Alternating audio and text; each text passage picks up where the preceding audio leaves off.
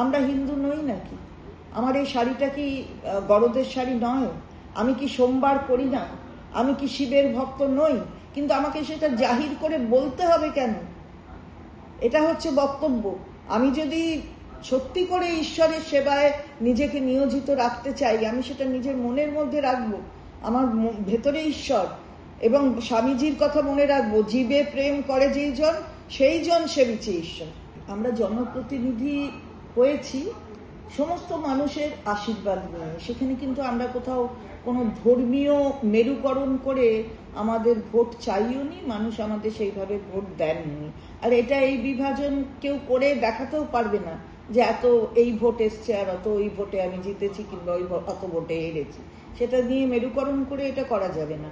আমরা যখন জনপ্রতিনিধি, তখন আমরা যখন নমিনেশন দিই তখন থেকে কিন্তু একটা শপথ নিই। যখন আমরা এখানে কেউ এমএলএ বিধানসভায় আসে তখন একটা শপথ নেয়, কেউ মন্ত্রী হলে তখন একটা শপথ নেয়। সবই কিন্তু সংবিধান সম্মতভাবে শপথ। আর সংবিধানের মুখবন্ধ প্রিয়াম্বলেই বলা আছে যে কোনো এই ধরনের বৈষম্য থাকবে না, অর্থাৎ কোনো মেরুকরণ, ধর্মীয় হোক কিংবা অন্য কোনো লিঙ্গ বৈষম্য, কোনোটাই হবে না।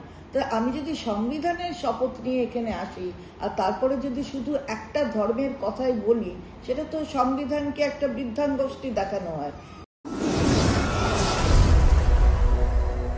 আপনারা দেখছেন বর্তমানসময়.com।